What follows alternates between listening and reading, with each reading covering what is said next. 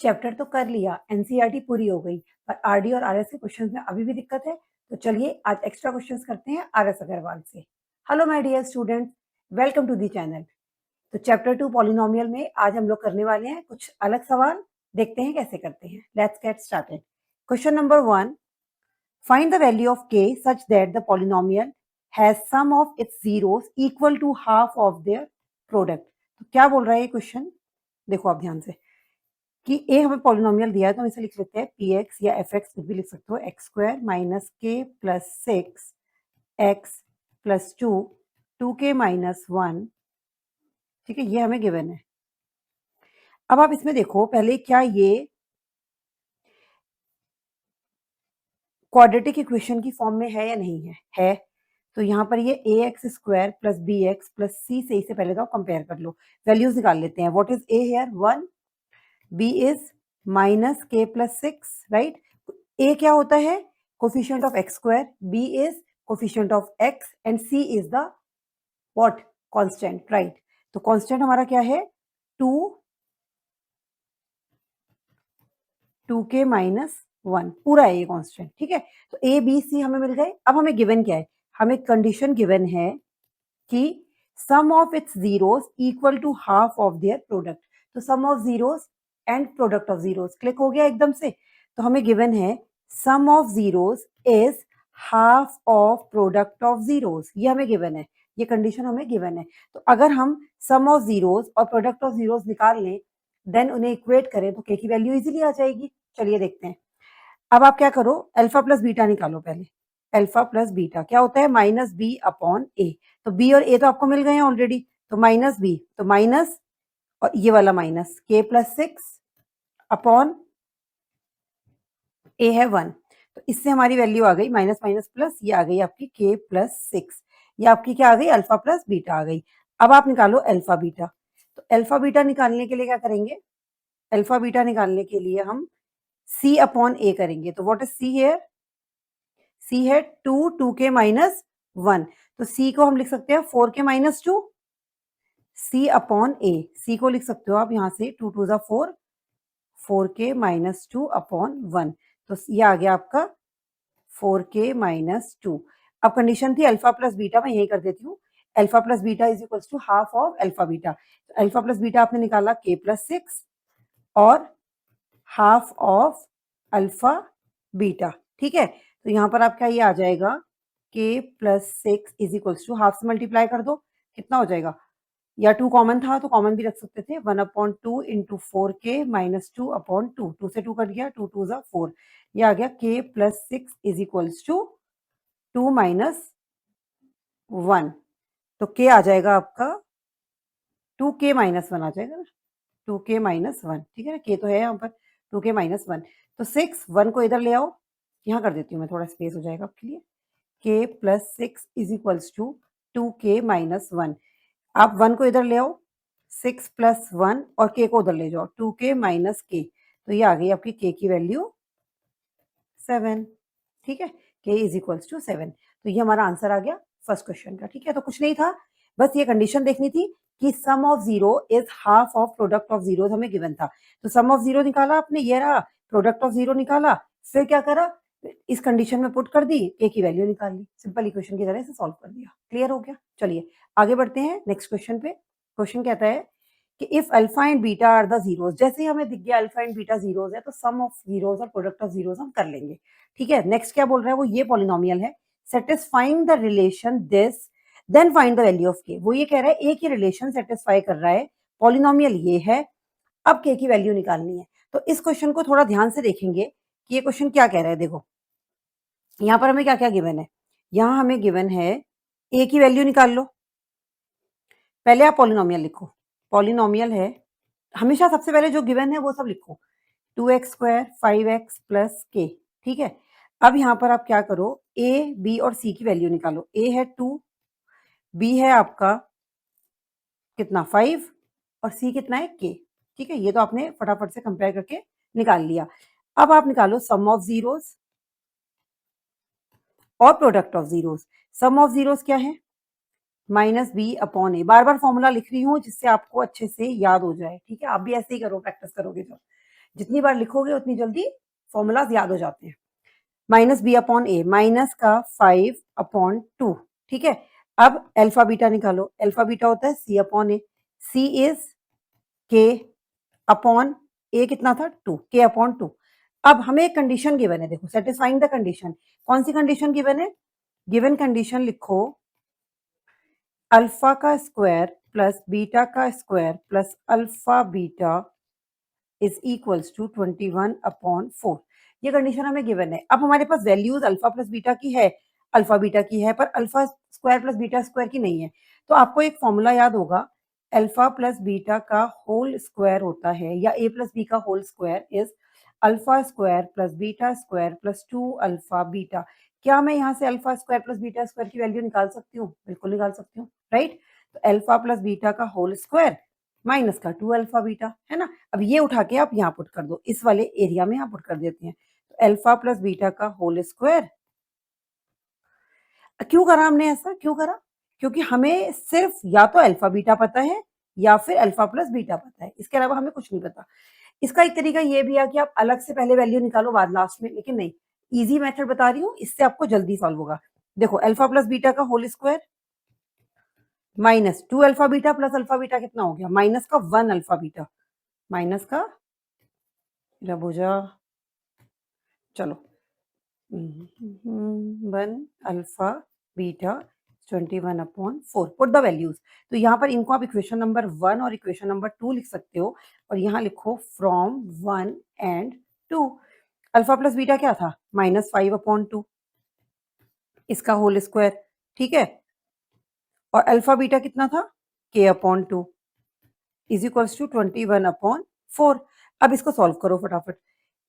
ऐसा करो कि फ्रैक्शन जैसे सॉल्व करते हैं रैशनल नंबर में, 21/4 इधर ले आते हैं और k/2 अलग ले जाते हैं, जिससे हमारे वेरिएबल सॉल्व हो जाएं, ठीक है। देखो -5 का स्क्वायर कितना हो गया? ये माइनस का स्क्वायर पहले पॉजिटिव हो जाएगा। हमेशा नेगेटिव नंबर की अगर पावर इवन हो तो पॉजिटिव होता है। ये कुछ बेसिक सी चीजें होती हैं, कुछ होती है हमारे पास काम की बातें, उन्हें हम ऐसे समझ लेते हैं, पॉजिटिव होता है। तो ये माइनस का स्क्वायर पॉजिटिव होगा, ये आ गया 25/4। 21/4 को मैं इधर ले आ रही हूँ left hand side, is equals to k/2 negative है, इधर आके हो जाएगा पॉजिटिव, सही है। अब देखो, अब क्या करो, एलसीएम ले लो, 4 एलसीएम आ गया, 25 minus 21 is equals to k/2। ये आ जाएगा हमारा 25 माइनस 21 क्या हो गया? 4, 4/4 इज इक्वल्स टू k/2। 4 से 4 कट गया, 2 इधर आ जाएगा, तो हो जाएगा 2 इज इक्वल्स टू k। तो k की वैल्यू कितनी आ गई हमारी? 2। तो इसका आंसर आ गया आपका k इज इक्वल्स टू 2। तो क्लियर हो गया, कुछ नहीं था। इस कई बार बच्चे ना इसको देख के डर जाते हैं, ये कि ये क्या दे दिया। कुछ भी नहीं है, देखो 2017 में आया हुआ है, ज्यादातर इसमें क्वेश्चन ऐसे हैं जो पीछे आए हुए हैं। 2017 में आया था, इसमें हमें गिवन था अल्फा बीटा जीरोस हैं, एक पॉलिनोमियल गिवन था और एक कंडीशन गिवन थी। इस कंडीशन को कैसे अप्लाई करना था? सबसे पहले देखो, अगर अल्फा बीटा की बात हो रही है, पॉलिनोमियल क्वाड्रेटिक दिया है, सबसे पहले sum of root product of root निकाल लो, वो काम आ ही जाएंगे, ठीक है।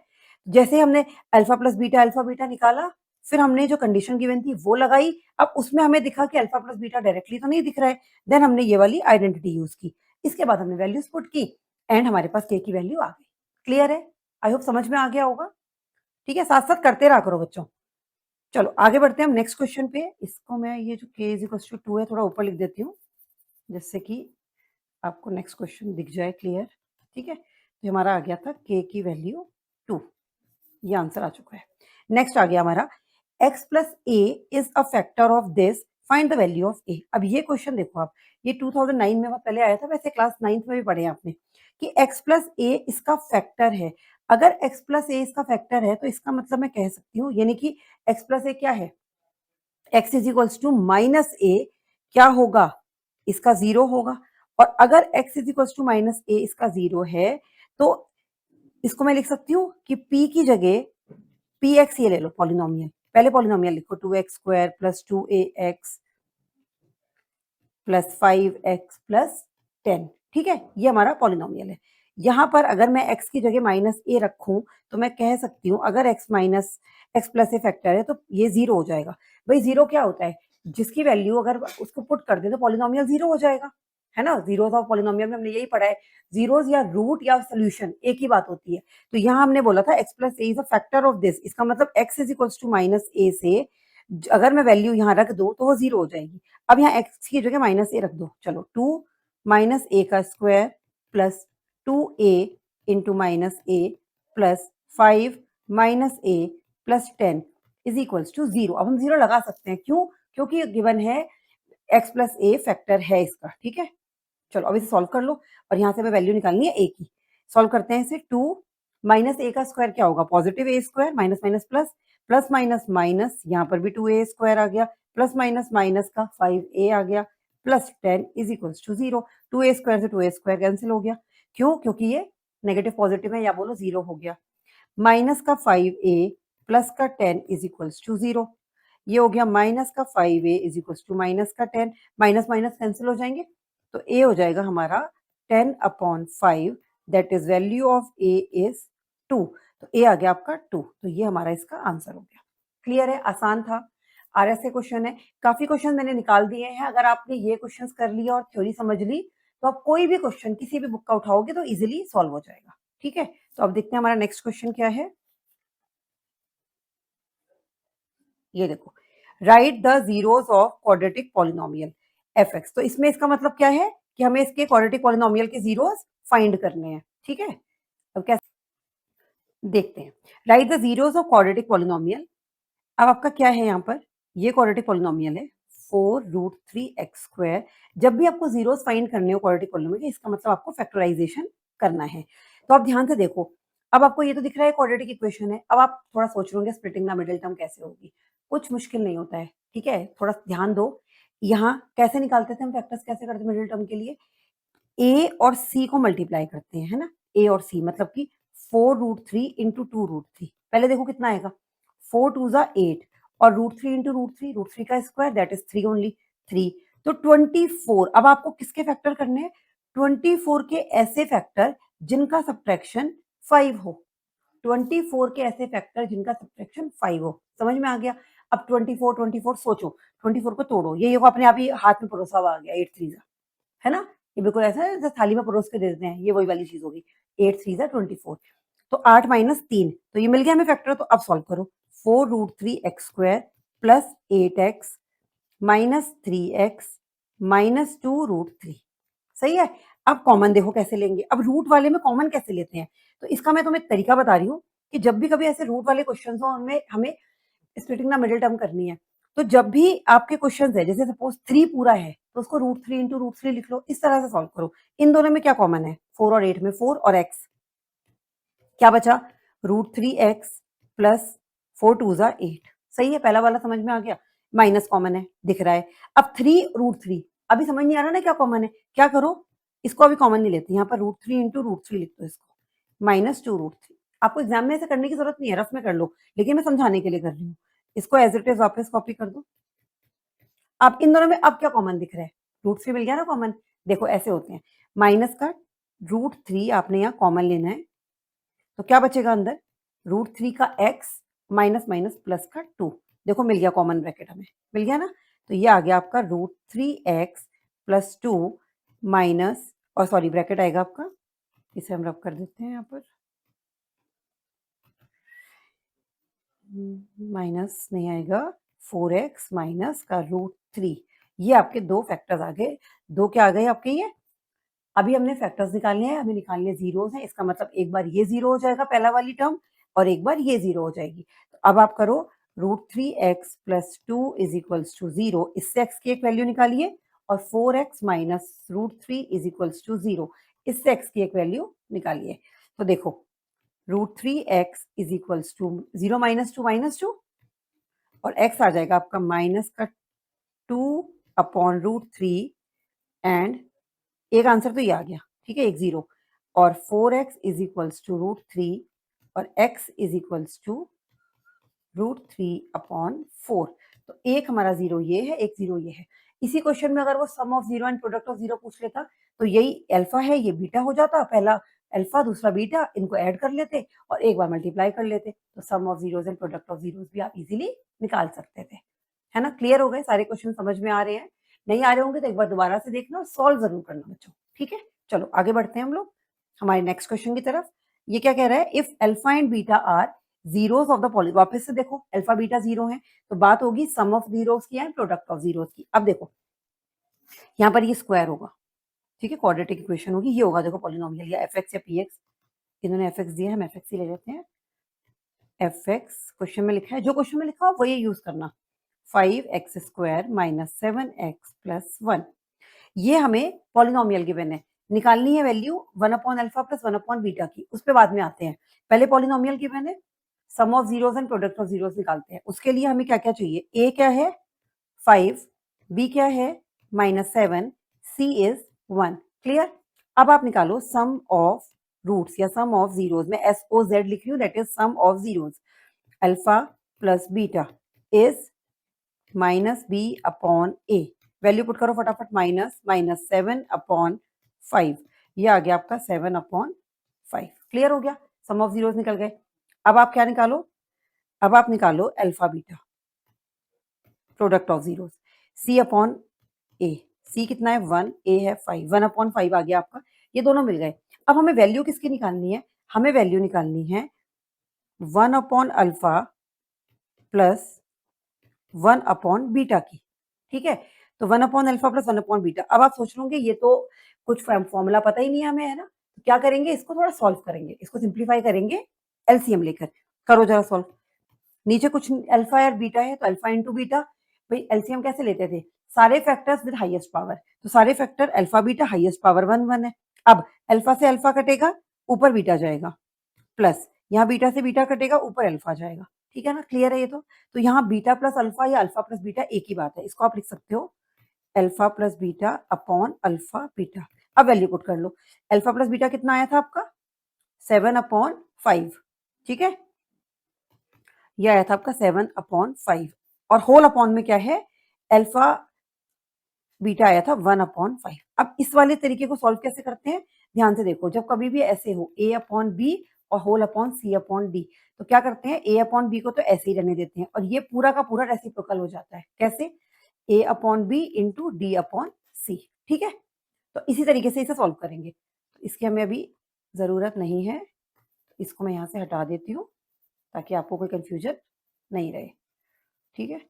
बहुत धीरे धीरे आराम से पढ़ा रही हूँ, कोई भी दिक्कत हो फिर भी आप दोबारा पूछ सकते हो। देखो 7 अपॉन 5 इंटू रेसिप्रोकल कर दो 5 अपॉन 1, तो ये हो गया 5 से 5 आपका कैंसिल हो गया, तो इसकी वैल्यू आ गई आपकी 7, तो इसका आंसर क्या आ जाएगा हमारा 7, ठीक है। 7 is the answer of this 1 upon alpha plus 1 upon beta का, ठीक है।